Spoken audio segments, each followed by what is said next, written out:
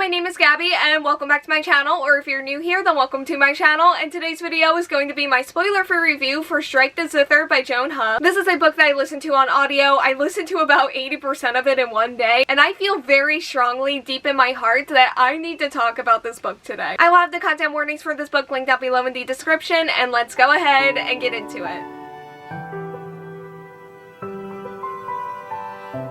Strike the Zither is a reimagining of the Chinese classic Three Kingdoms. And this follows our main character Zither, who becomes one of the best strategists in the land, serving under one of the three warlordesses, who are all hoping to claim the continent for themselves. Zither is forced to infiltrate an enemy camp in order for her own side to survive, and it is there that she meets an opposing strategist who is able to match her, but she soon finds out that she has more enemies than she originally thought.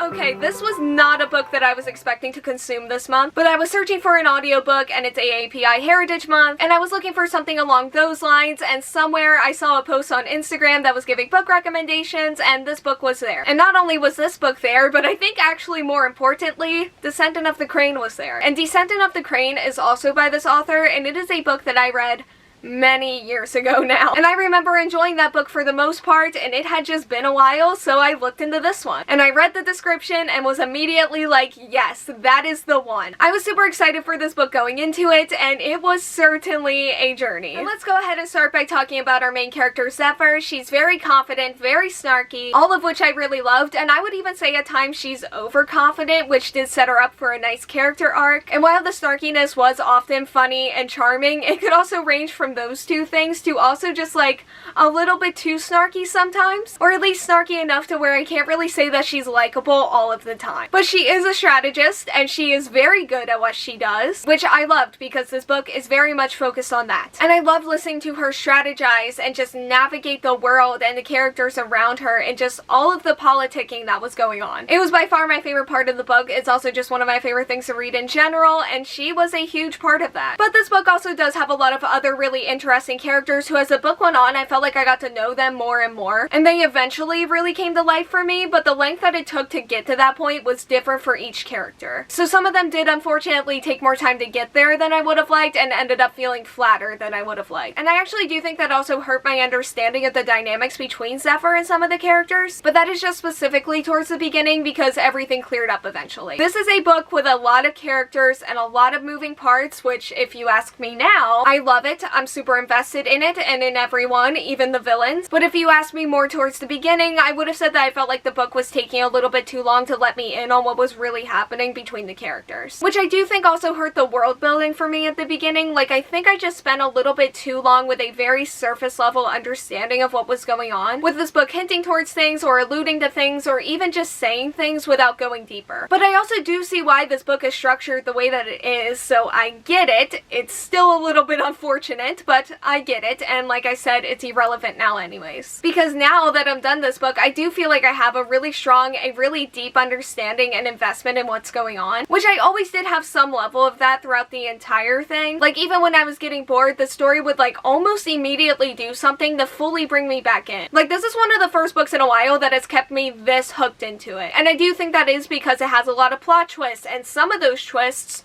are huge. And there were also moments where I was really pleasantly surprised by the twists, and it was fun, and it helped me get even more invested in the story than I was, other than just really enjoying the navigating and the strategizing. Which, like I said earlier, that kind of strategizing and navigating is one of my favorite things to read in general, but this felt like so much more. And the more I listened to this book, the more everything and everyone came to life, and I just fell deeper and deeper into it. Like, this very much consumed me for the 8 hours that I spent reading it, and I spent a lot of time thinking about it when I wasn't reading it. And let's go ahead and talk about the setting and the world at large. The story takes place in year 414 of the Shin Dynasty. There's lordesses and war, and also something that's too spoilery for this video, but it was very fun. And I feel like this book blended and balanced everything really well, and I feel like like it could have easily have not been that way for me. And this book also did have a very lovely focus on music and the Zither. Like, there were some really amazing moments surrounding this, and I just really loved all of them. As for the action scenes, I'm not always invested in action scenes, but we do spend a lot of the ones in here with our strategists, and not so much actually physically in the combat, which I do think helped me with them a lot. Like, Zither was still there, we still know what happened during the battle, and I don't feel like we lost anything by her not being one of the ones physically fighting in the battle. The tension was still there, I still felt like I was on the edge of my seat, and I still felt all of the cool and also all of the dark moments that happened in the battles all the same. And actually, edge of my seat does sound like a perfect way to describe what it felt like for me to listen to this audiobook for a majority of it, because I was just so invested and curious to see what they would do next, and it had a lot of really interesting and a lot of really cool things going on. And it's also just a book that's not afraid to take risks and change things up, and I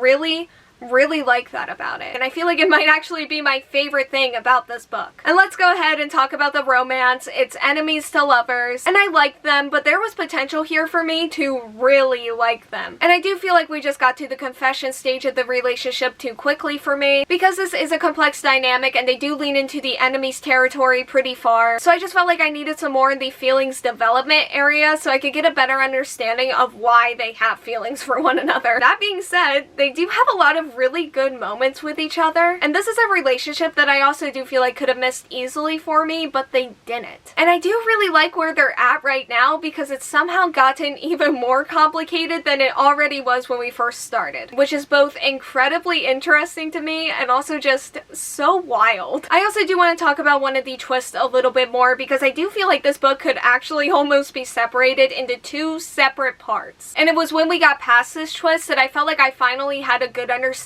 of Zither as a character, and also just a good understanding of why some of her relationships are the way that they are. And that was the moment where I also realized that some of my complaints about this book towards the beginning of it were actually just hints towards this reveal. And I do still feel like they held a lot of that information back too long, but I can also now look back on those complaints and be more okay about them than I was when I was originally listening to it. And I loved seeing everything get revealed and just finally come together, but while reading it in the beginning, it was just a different feeling. And I also do think that it gave me conflicting feelings about Zither just as a character until we got to this plot twist. Overall, my rating changed like a ton of times while I was listening to this audiobook. Like, I would say the lowest I ever got with it was a 3, and those were just like specific moments and not the entire book. And then we mostly sat at a 4-star rating with also a lot of 5-star moments for me as well. And definitely more 5-star moments than 3-star moments, which is why I'm going to be giving Strike the Zither by Joan He 4.25 out of 5 stars. And I suspect that I will be listening to the sequel to this book very soon, and I definitely need to see how this ends, and I'm excited to just get back into it and to have them consume me even more than they already have. Okay, so this is one of those books where just so much happened and I had so many thoughts along the way that I genuinely don't know if I covered everything that I wanted to in this review, but that is going to be it for now, and that is going to be it for today's video. Thank you all so much for watching. Like, comment, subscribe, hit the bell, and answer a question that'll be around here if you want to do that, and hopefully I will see you here next time. Bye!